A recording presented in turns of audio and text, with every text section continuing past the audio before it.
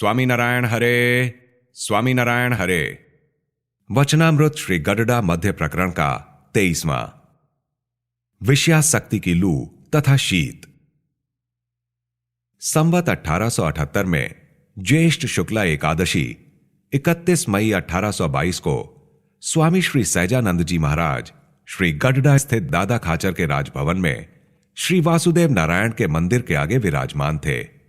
उन्होंने मस्तक पर श्वेत पाग बांधी थी, सफेद धोती धारण की थी और श्वेत चादर ओढ़ी थी। उनके समक्ष मुनि तथा विभिन्न प्रांतों के हरिभक्तों की सभा हो रही थी।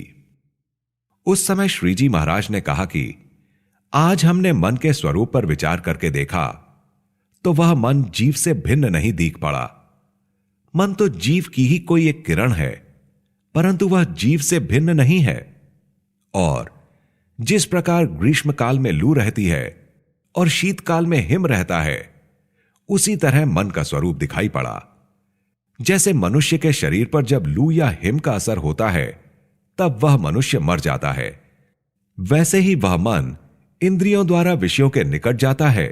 तब वे विषय यदि दुखदायी हो तो मन तप्त होकर ग्रीष्मकाल की लू के समान हो जाता है, तथा वही विषय यदि सुखदायक हो तो मन शीतकाल के हिम सदृश हो जाता है।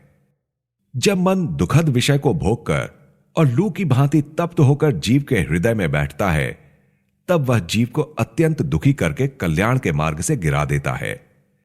तब यह समझना चाहिए कि वह लू लगने से ही मरा है।